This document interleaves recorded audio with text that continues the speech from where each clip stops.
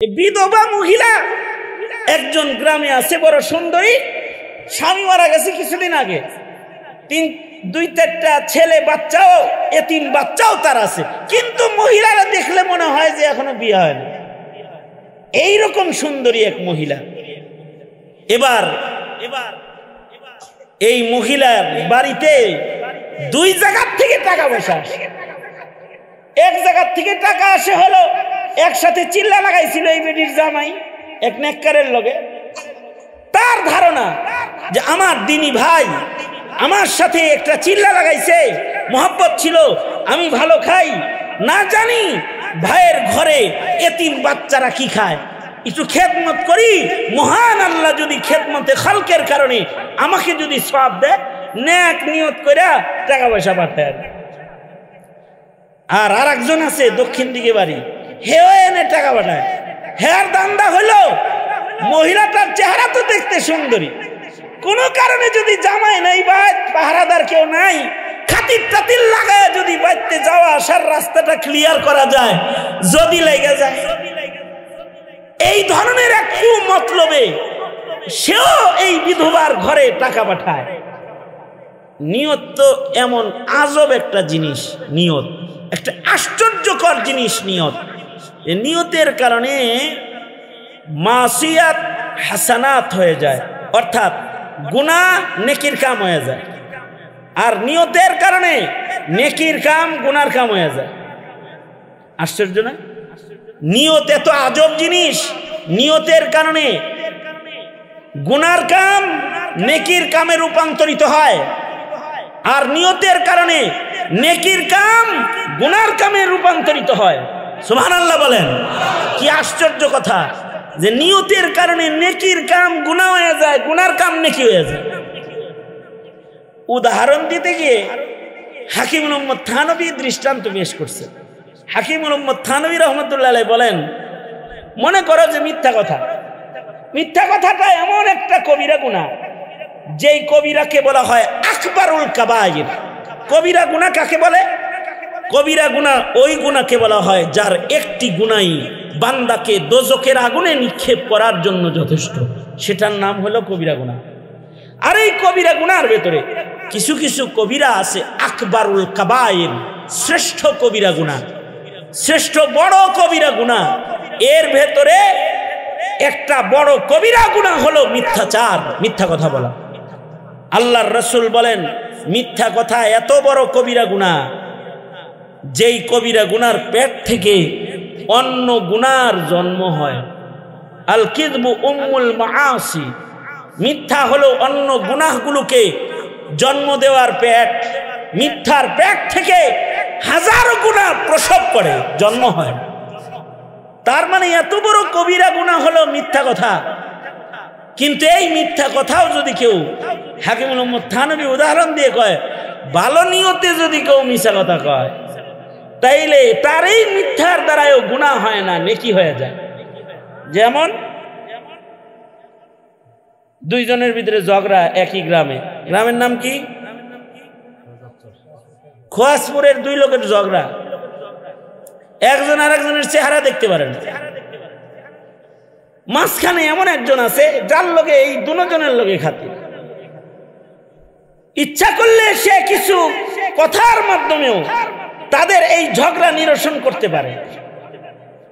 এই নিরসন কার্যে যদি তার মিথ্যা কথাও ব্যবহার করতে হয়, যেমন আব্দুর রহমান আব্দুর রহিমের লগে ঝগড়া, একই গ্রামের বাসিন্দা, মাঝখানে যে আছে সে আব্দুর রহমানের সাথেও খাতির, আব্দুর রহিমের সাথেও খাতির। আব্দুর রহমান একদিন জিগায়, ওই যে আমার খালাতো ভাই আব্দুর রহিম যে তোর লগে কথা কইলো, আমার দিকে অঙ্গুলি দেখাইলো, কি কইছে রে? আসলে যা বলছে তা যদি এখন বলে আব্দুর রহমানের কাছে যে আব্দুর রহিম এই বলছে, তাহলে এতক্ষণ আছে তো কিলাকিলি, এরপরে হইব কুবাকুবি। যা আসলে বলছে এটা যদি এর কাছে অন ডেলিভারি দেয়, সে বলতেছে আপনার দিকে ইঙ্গিত দিল না, ইশারা দিল না, আপনার সাথে তো ঝগড়া না। ঝগড়া মানে বেকায়দা ঝগড়া। কয় না কি কইছে? বললো যে আপনার সাথে ঝগড়া ঠিক, কিন্তু এই খোয়াজপুরে আপনার মতো মানুষ এই গ্রামে আন নাই, কিন্তু আসলে আপনার লগে হের ঝগড়া আপনার লগে চলতে পারে না, আপনিও পাত্তা দেন না, হেও পাত্তা দেয় না। কিন্তু তার ধারণা মানুষ যদি কেউ থাকে ভালো মানুষ এই গ্রামে আপনি একজন সত্যবাদী লোক। মনে চিন্তা করতেছে হ্যাঁ রে সাহেব দেখতে পারি না, এইরকম একটা গুণের কথা কইলো, আরে কি লেগে রে হেল লেগে গেছে রাখছি। এই কিছুদিন পরে আবার হেল লগে দেখা হয়েছে, এই আব্দুর রহমান রে দেখলাম তোর লগে ফিটিস ফিটিস করে, আমার ব্যাপারে কি কইছে? যা বলছে তা যদি বলে তাইলে গুলাগুলি হবে, হে লাইসেন্স হলো পিস্তলেরও মালিক। কিন্তু তা না বলে বলতেছে একই মসজিদে নামাজ পড়ি, কিন্তু হের লগে আমার লগে ঝগড়া, তাই একসাথে নামাজও পড়ি না। ওই মসজিদের এক কোনায় থাকে, আমি আর এক কোনায় থাকি, কিন্তু আমাদের মসজিদে খুশু খুশু সহকারে কেউ যদি নামাজ পড়ে তাহলে আমাকে আব্দুর রহমান ভাই। হায় হায়, আমার ইবাদতের এরকম প্রশংসা করছে। ছোট্ট দুইটা মিথ্যা কথার মাধ্যমে, অসত্য কথার মাধ্যমে আসলে কিন্তু যা বলছে এও বলে নাই, যা শোনাইছে এর কাছে ও এগুলো বলে নাই, বানায়া কিছু অসত্য কালিমাত শব্দ দুই ভাইয়ের কানে দিছে, এই নিয়তে তাদের দুইজনের রাগ আর গুসা, হাসাদ আর হিংসা, বিদ্বেষ যেন মুহাব্বতের দ্বারাই পরিবর্তন হয়, নিয়ত করছিল এটা। আল্লাহর রাসূল বলেন ইন্নামাল আমালু বিন্নিয়াত, বান্দার সকল আমল দারমাদার হলো তার নিয়ত। ভালো নিয়ত করে দুই ভাইয়ের কাছে দুইটা মিথ্যা কথাই বলছে, কিন্তু হযরত থানবী বলেন এই দুই জনার ভেতরে ঝগড়া ছিল, বিবাদ ছিল। কিছুদিন পরে এ বিবাদ ধীরে ধীরে কমে গেল, দুইজনের মুসাফা শুরু হইল, এক সময় মুআনাকা শুরু হইল। এই যে তাদের দুইজনার ঝগড়া দূর হয়ে তাদের ভেতরে মহব্বত পয়দা হলো।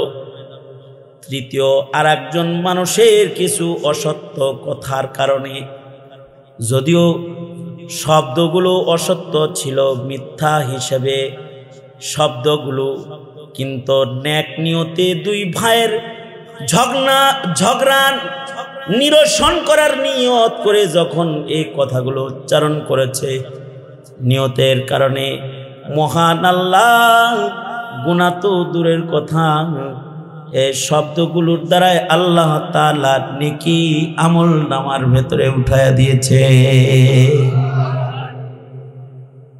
ছোট্ট একটি হাদিস, ইন্নামাল আমালু বিন্নিয়াত। বিধবা মহিলা আর একটা উদাহরণ হযরত থানবী দিয়েছেন। এই বিধবা মহিলা একজন গ্রামে আছে, বড় সুন্দরী, স্বামী মারা গেছে কিছুদিন আগে, দুই চারটা ছেলে বাচ্চাও, এতিম বাচ্চাও তার আছে, কিন্তু মহিলারা দেখলে মনে হয় যে এখনো বিয়ে হয়নি, এইরকম সুন্দরী এক মহিলা। এবার এই মহিলার বাড়িতে দুই জায়গার থেকে টাকা পয়সা আসে। এক জায়গার থেকে টাকা আসে হলো, একসাথে চিল্লা লাগাইছিল এই বেডির জামাই এক নেককারের লগে। তার ধারণা যে আমার দিনী ভাই আমার সাথে একটা চিল্লা লাগাইছে, মহব্বত ছিল, আমি ভালো খাই, না জানি ভাইয়ের ঘরে এতিম বাচ্চারা কি খায়, একটু খেদমত করি, মহান আল্লাহ যদি খেদমতে খালকের কারণে আমাকে যদি সওয়াব দেয়, নেক নিয়ত কইরা টাকা পয়সা পাঠায়। আর আরেকজন আছে দক্ষিণ দিকে বাড়ি, হেও এনে টাকা পাঠায়। হেয়ার দান্দা হলো মহিলাটার চেহারা তো দেখতে সুন্দরী, কোন কারণে যদি জামাই নাই বা পাহারাদার কেউ নাই, খাতির টাতির লাগায় যদি বাইতে যাওয়া আসার রাস্তাটা ক্লিয়ার করা যায়, যদি লেগে যায়, এই ধরনের এক কুমতলবে সেও এই বিধবার ঘরে টাকা পাঠায় অথবা খাবার পাঠায়।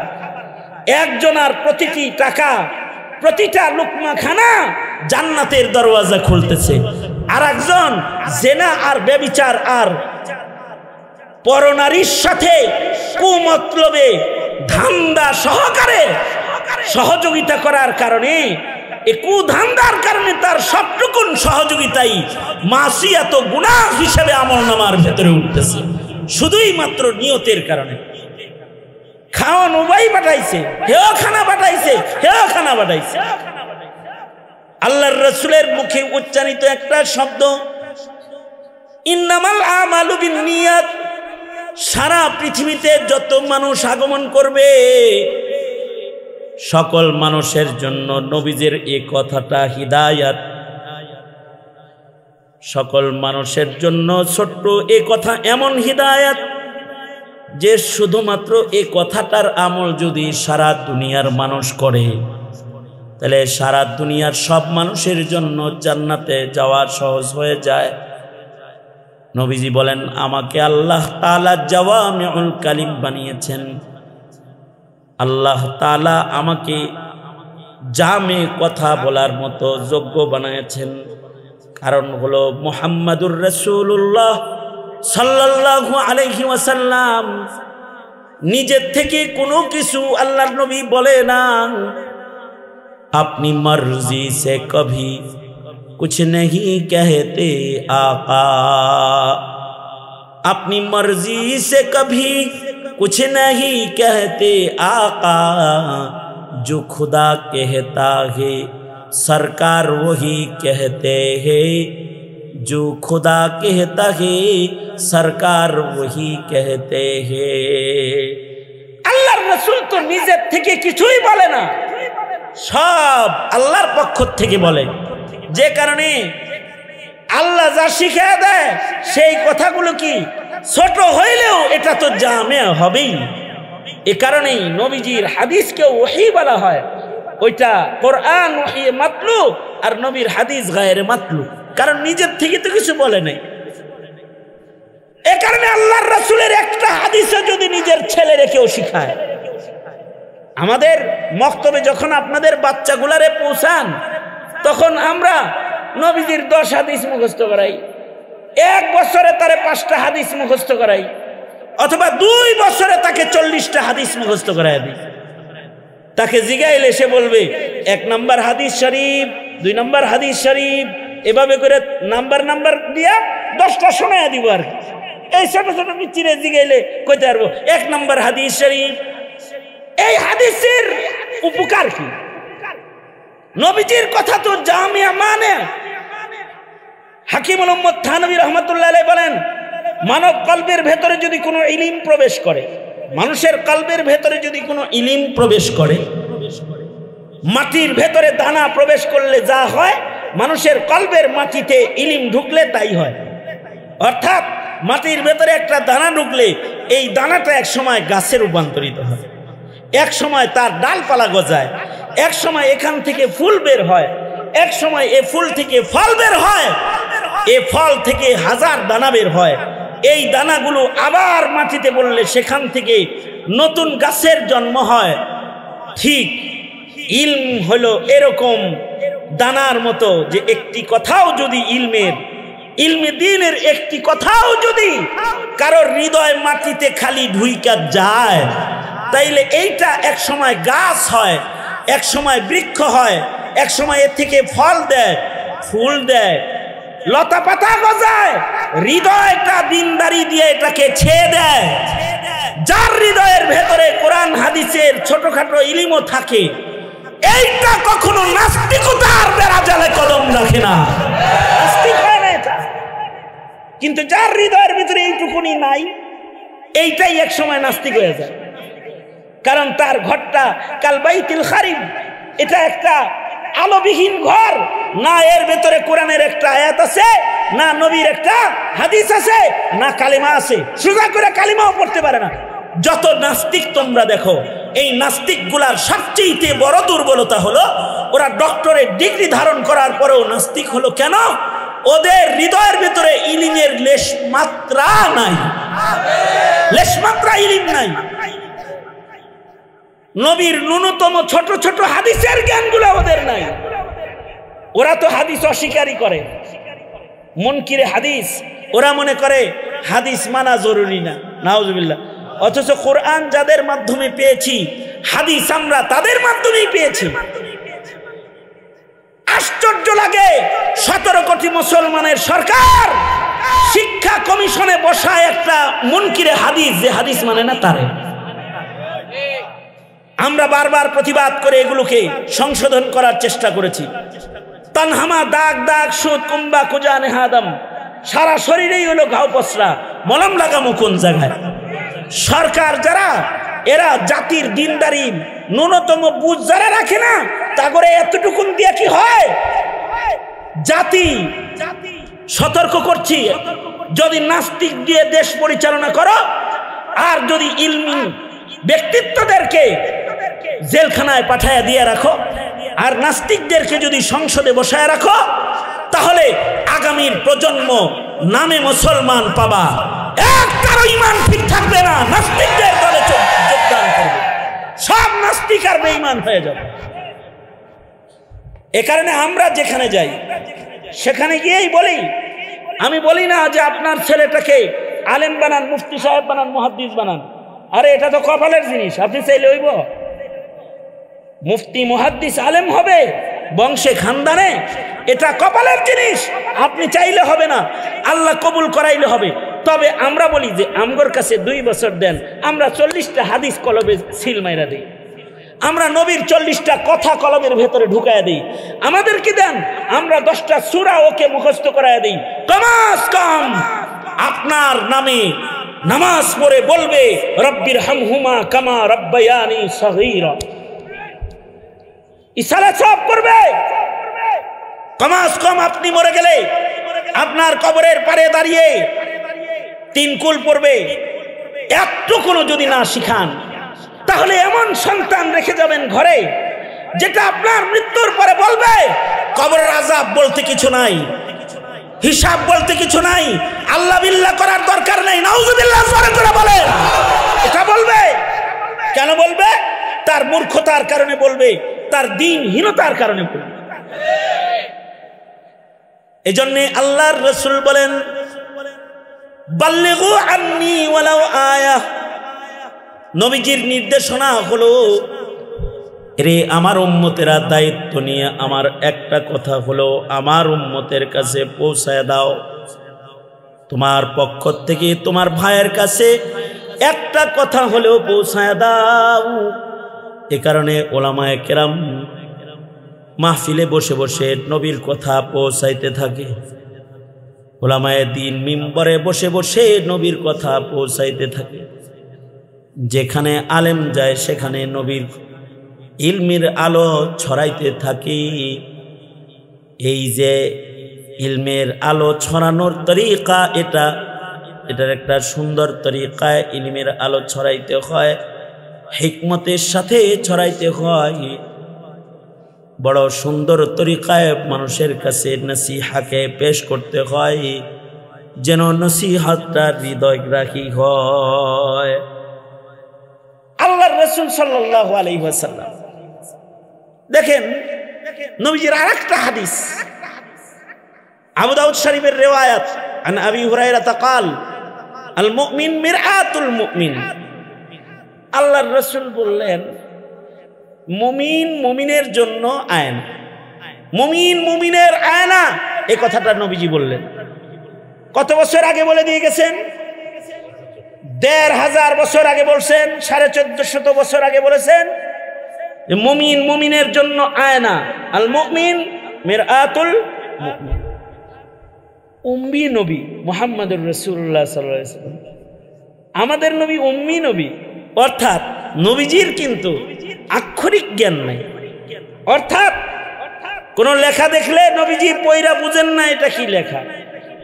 সুলহ হুদায়বিয়াতে চুক্তিপত্র লেখা হচ্ছে, কাফেররা বলে মুহাম্মদ নামের শেষে রাসূলুল্লাহ, এটা চলবে না, এটা নিয়ে এই ঝগড়া, এটা কেটে দাও। নবীজি বললেন, আলী কেটে দাও। হযরত আলী বলে, গর্দান কাটা যেতে পারে, রাসূলুল্লাহ কাটবো না।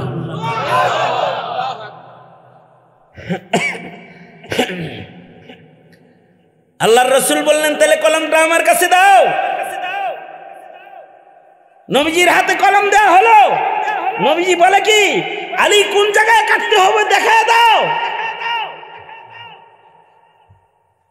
নবীজি নিজে বুঝতেছে না যে রাসূলুল্লাহ এইটু, হযরত আলী দেখায় দিচ্ছে এই জায়গাটা কেটে দেন নবীজি, ওই জায়গাটা নবীজি কেটে দিলেন, হযরত আলী যেটুক দেখায় দিলেন। সেই নবীর মুখ দিয়ে এত দামি কথা কি এমনি বের হয়? আল্লাহ বলা এর লেগে বের হয়। নবী বলে মিরআতুল মুমিন, নবী বলতেছেন যে মুমিন হলো মুমিনের আয়নার মতো, অর্থাৎ একটা মুমিনকে নবীজি মিরারের সাথে, আয়নার সাথে তুলনা করলেন। মুমিন মুমিনের আয়না। এবার বুঝার বিষয়, কথাটা তো ছোট্ট, মুমিন মিরআতুল মুমিন, কিন্তু এর উপরে আমাদের উস্তাদরা তাকরীর করে, ক্লাসের ভিতরে তাকরীর করে 2 দিন 4 দিন 5 দিন। মিরআত কিভাবে এটা বোঝায়, মিরআতের কি আদর্শ সেটা বোঝায়। অর্থাৎ মুমিন মুমিনের আয়না। আয়নার কাজ কি? আয়নার কাজ হলো তোমার চেহারার ময়লা দেখায় দেওয়া। আয়নার সামনে তুমি দাঁড়ালে আয়না তোমায় বলে দিবে তোমার বাম চোখে কোনায় কেতর আছে, সাফ করে নাও। আয়না বলে দিবে তোমার দাড়িগুলা একটু চিরুনি করে নাও।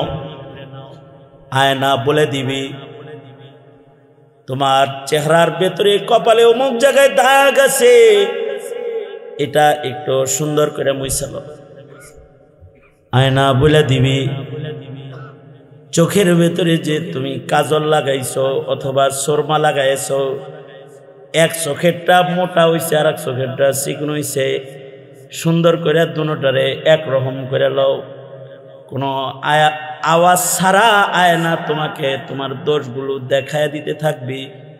নবী বলে মুমিন মুমিনের জন্য আয়না।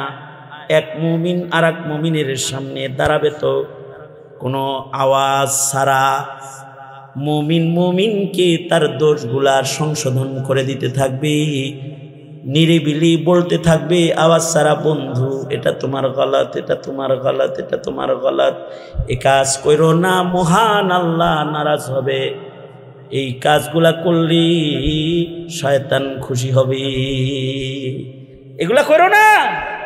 গোপনে বলে দিবে মিরআতুল মুমিন, কোনো আওয়াজ হবে না, শুধু যার দোষ তাকেই বলবে, অন্যকে বলবে না।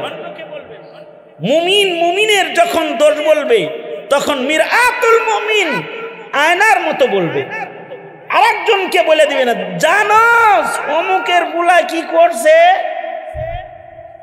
না।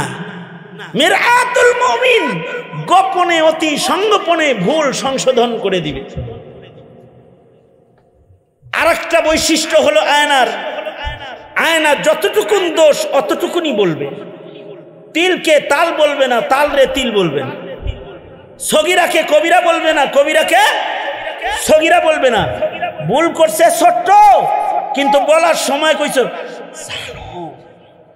হইছেটা কি জানো, সর্বনাশ কাণ্ড, শুনে দেখেছে ছোট্ট একটা বিষয়, মানে তিলকে তালের মতো পেশ করেছে না, তিলকে তিলের মতোই পেশ করো, তালকে তালের মতোই পেশ করো। ছোট্ট অপরাধকে তাল বানায় পেশ করলে আর বড় বড় অপরাধকে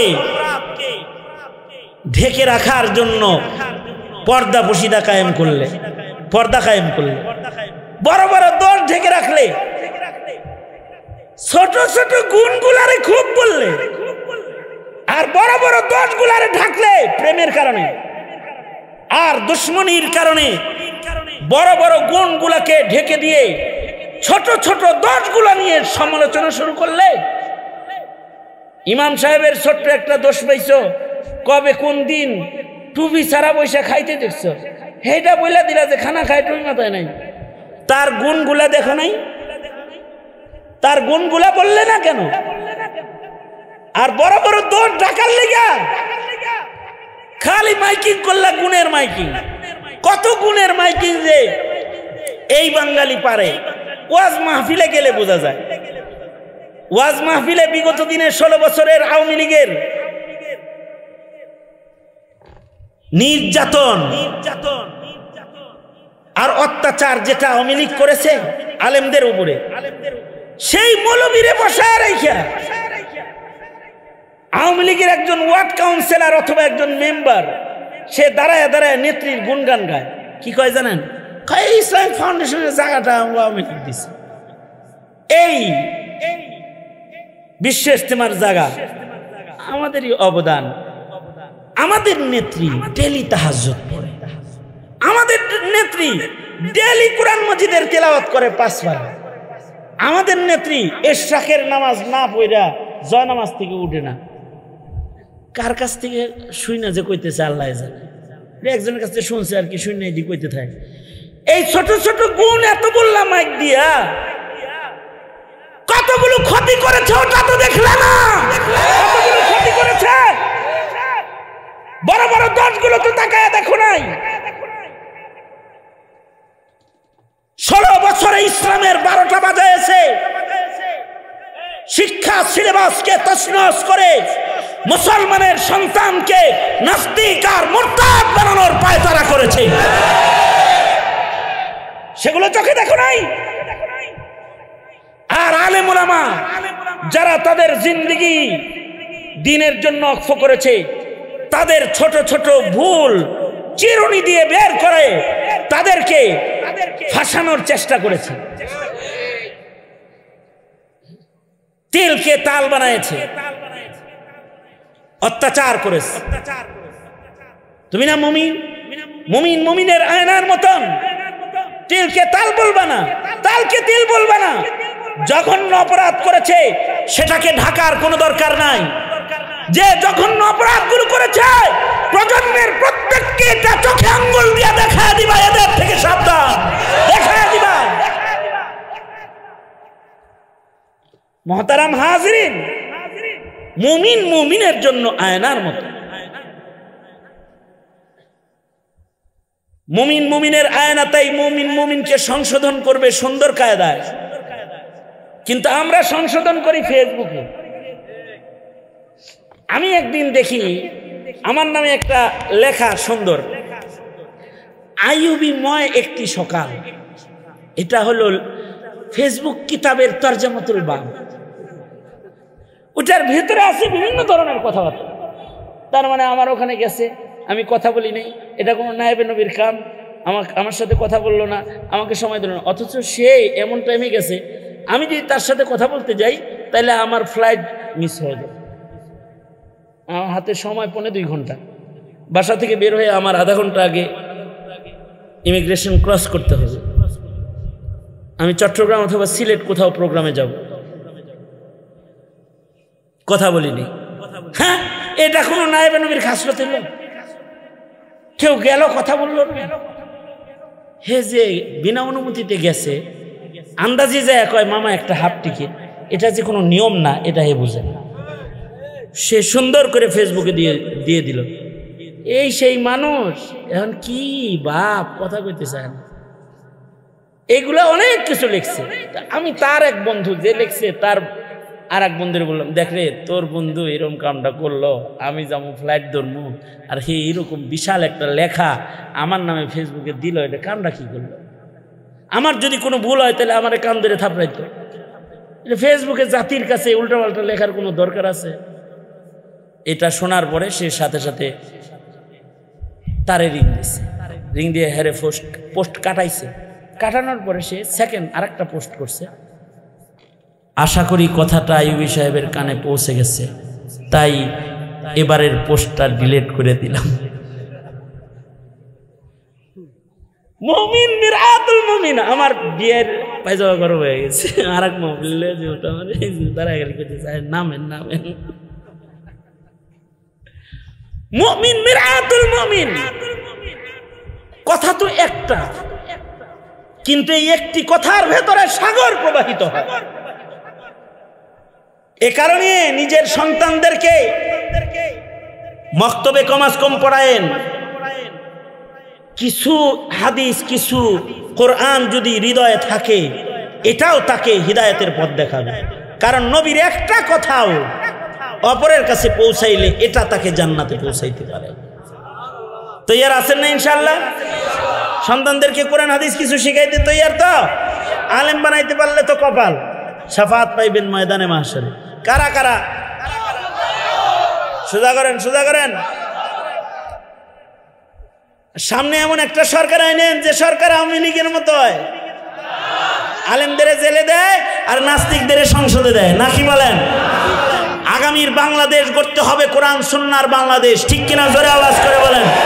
আগামীর বাংলাদেশ হবে খেলাফত আলা মিনহাজিন নবুয়ার বাংলাদেশ, ইনশাআল্লাহ। জোরে করে বলেন। আগামীর বাংলাদেশ হবে কাদিয়ানি মুক্ত বাংলাদেশ, নাস্তিক মুরতাদ মুক্ত বাংলাদেশ। যদি কোনো ত্যাগ লাগে, ত্যাগ দিতে রাজি আছেন তো ইনশাআল্লাহ? বলেন ইয়া আল্লাহ। ওয়াদা করিতেছি আমরা আমাদের সন্তানদেরকে কোরআন হাদিস তালিম দিব ইনশাআল্লাহ। ঘরে নবীর হাদিসের তালিম করব ইনশাআল্লাহ। আল্লাহ কবুল করেন। দাওয়াত ও তাবলীগে সময় লাগাবো, হক্কানি উলামায়ে কেরামদের সাথে থাকবো, হক্কানি পীর বুজুর্গদের মজলিসে যাব ইনশাআল্লাহ। জোরে বলেন। আল্লাহ কবুল করেন।